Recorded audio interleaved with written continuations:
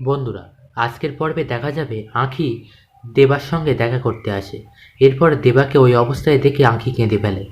আঁখি কাঁদতে থাকে। তবে আঁখিকে কাঁদতে দেখে দেবার মনে পড়ে যায় আঁখির বলা সেই কথা যে আমার সব পরিচয় মিথ্যে হলেও তোমার প্রতি আমার ভালোবাসা মিথ্যে নয়। তবে আঁখির এই কান্না দেখে দেবা বুঝতে পারল যে আঁখি সত্যিই দেবাকে ভালোবাসে। এরপরে আঁখি দেবাকে জিজ্ঞাসা করে যে তুমি কি সত্যি ওই অ্যাক্সিডেন্টটা করেছিলে? তখন দেবা বলে তাহলে আমি ওকে নিয়ে হসপিটালে যেতাম না এবং রক্তও দিতাম না। তখন আঁখি বলে তুমি যদি নির্দোষ হও তোমাকে কেউ এখানে আটকে রাখতে পারবে না, আমি আজই তোমাকে এখান থেকে ছাড়িয়ে নিয়ে যাব। তখন পুলিশ অফিসার বলে প্রমাণ প্রমাণ দরকার তার জন্য। তখন আঁখি বলে আমি আমার স্বামীকে নির্দোষ প্রমাণ করে তবে এখান থেকে নিয়ে যাব, ও মাথা উঁচু করে এখান থেকে বেরোবে। এই বলে আঁখি ওখান থেকে বেরিয়ে যায়।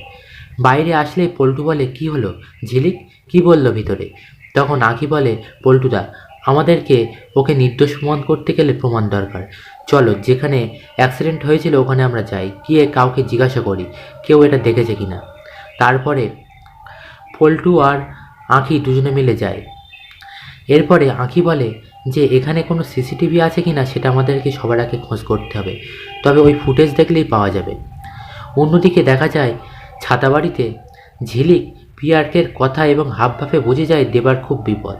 এরপরে ফোনটা চেক করতেই দেখে আঁখির ফোন এবং এসএমএস। তারপরে এসএমএস পড়েই সবটা বুঝতে পারে। তারপরে আঁখিকে ফোন করে ঝিলিক এবং আঁখি ও ঝিলিককে সবটা বলে দেয় আর অনুরোধ করে গৌরব স্যারকে যেন বলতে থানায় এসে যে দেবা নির্দোষ। তবে ঝিলিক বলে আমি আমার মতন চেষ্টা করব বলতে, কতটা কি পারবো জানি না, তবে আঁখি তোকেই প্রমাণ করতে হবে। এরপরে ঝিলিক দৌড়ে যায় গৌরবের কাছে আর বলে কেন করলেন আপনি এটা? আপনি দেবার নামে পুলিশে কেন কমপ্লেন করলেন? যে মানুষটা আপনাকে বাঁচালো, রক্ত দিল, আপনি তার নামে কমপ্লেন করলেন? তখন গৌরব বলে কে করেছে কমপ্লেন? কই আমি তো এই বিষয়ে জানি না।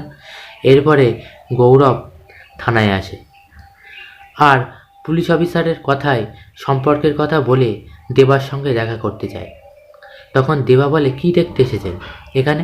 একজন নির্দোষ মানুষকে এখানে পাঠালে সে কতটা কষ্ট পায় সেটা দেখতে? তখন গৌরব বলে সেটা যদি দেখার হতো আর জানার হতো তাহলে আমি বাড়ি বসেই জানতে পারতাম, সেটা নয়। আমি আমার ভুল স্বীকার করতে এসেছি দেবা। বন্ধুরা, এরপরে দেখা যায় গৌরব বাড়ি ফিরে যায়। গিয়ে পিয়ারকে মানে নিজের বাবাকে পিয়ারকে প্রশ্ন করে তুমি কেন দেবার নামে মিথ্যে কমপ্লেন করেছো পুলিশকে? বন্ধুরা, পরবর্তী এপিসোডটি আরও সুন্দর হতে চলেছে, তাই পরবর্তী ভিডিও সবার আগে পেতে আমাদের চ্যানেলের সঙ্গে থাকুন।